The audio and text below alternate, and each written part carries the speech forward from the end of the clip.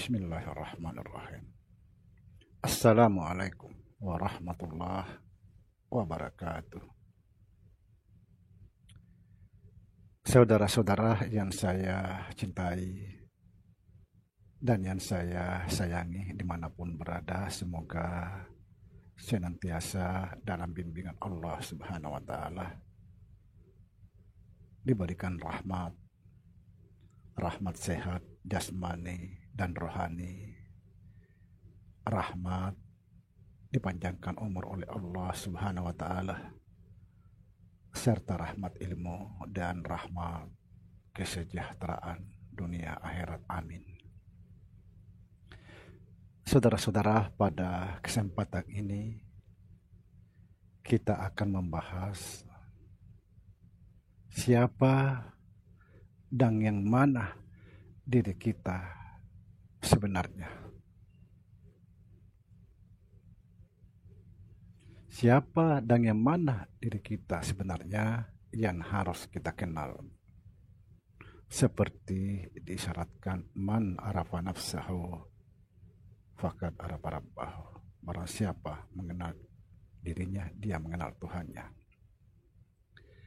Pembahasan ini, kalau nggak salah, sudah 3 kalinya ini, kalau nggak salah ya.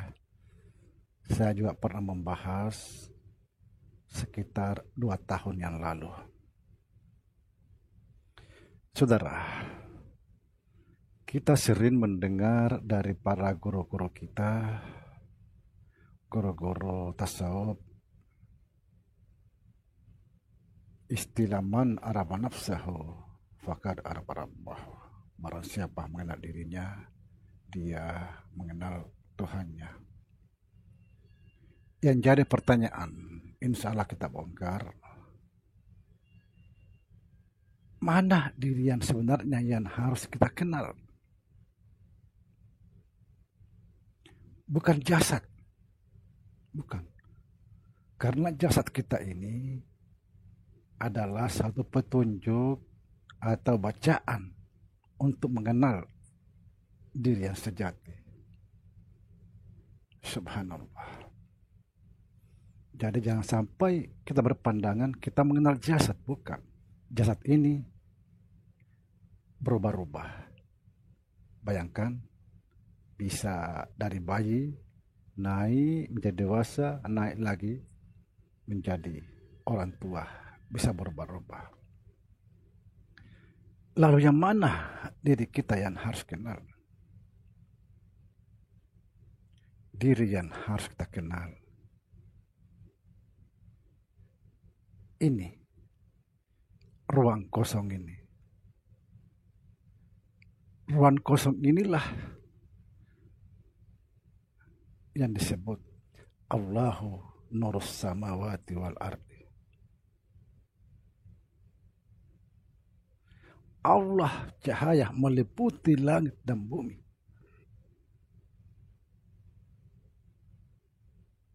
Subhanallah. Inilah yang dimaksud dalam istilah man arafa nafsahu faqad arafa rabbahu. Barang siapa mengenal dirinya, dia mengenal Tuhannya. Inilah diri kita sebenarnya.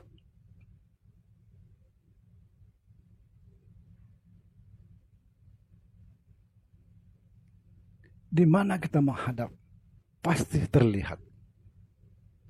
Kita tidak bisa melihat sesuatu sebelum melihat ini. Ruang kosong ini. Ruang kosong ini adalah ruang yang disebut tak terbatas. Ini juga disebut jauh, tidak berjarak, dekat, tak tersentuh.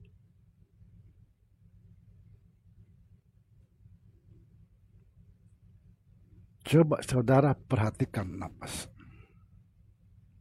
Napas kita ini keluar masuk dari mana? Ya dari sini masuk, keluar kembali lagi.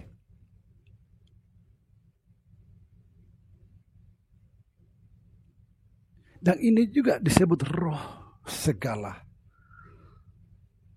yang berroh.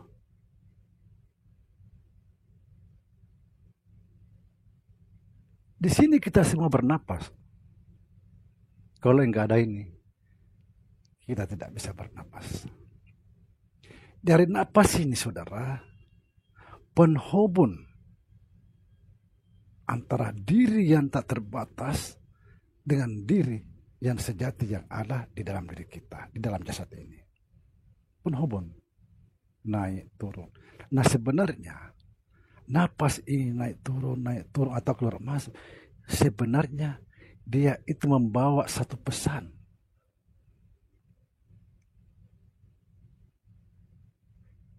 Ada pesan-pesan khusus yang dibawa naik turun. Karena napas ini juga disebut utusan Allah. Dari Allah kembali lagi ke sana, dari Allah kembali lagi ke sana.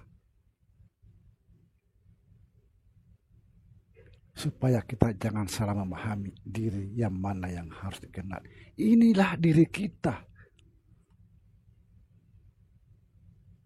Kalau kita sudah betul-betul bisa menyatu dengan alam ini, ruang kosong ini, subhanallah.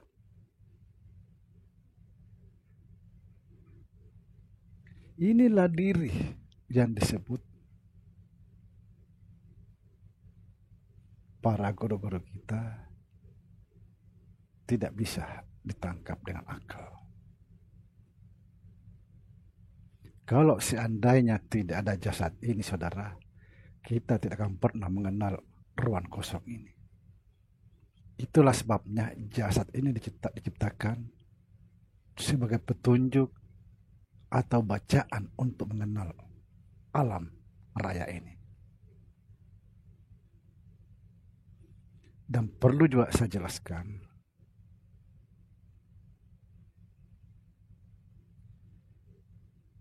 yang alam ini dikasih nama alam itu tidak semerta-merta dikasih begitu saja. Ada maknanya alam. Allah Muhammad.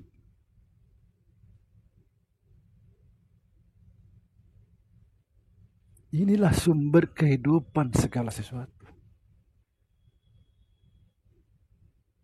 Inilah yang disebut hayat. Yang menghidupkan segala sesuatu yang ada di dalamnya.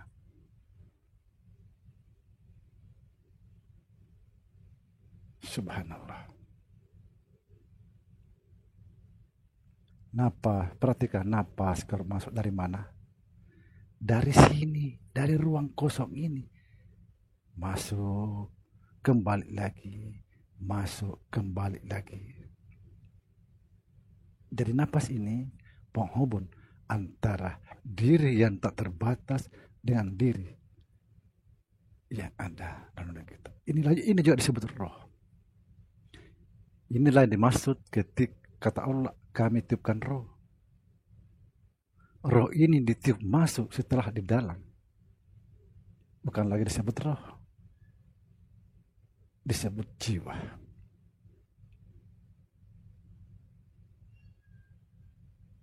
Setelah dia bisa memilih, disebut akal.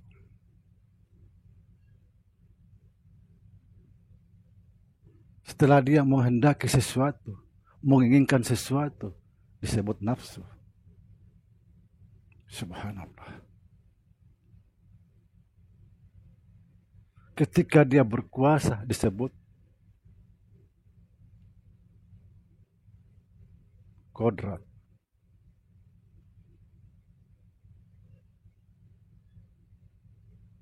Ada yang bertanya kepada saya, apa perbedaan roh dengan nafas?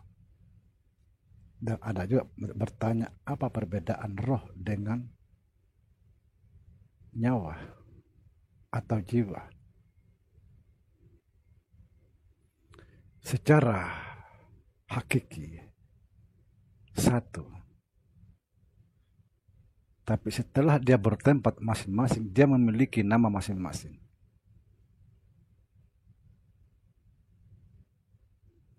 Seperti misalnya ketika dia merasa, disebut hati.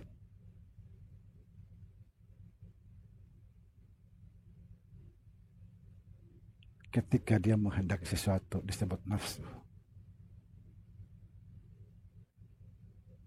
Subhanallah.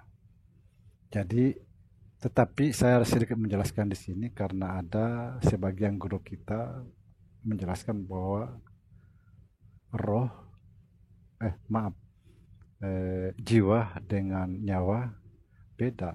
Kalau dalam saya pelajari, jiwa itu ya nyawa sebenarnya.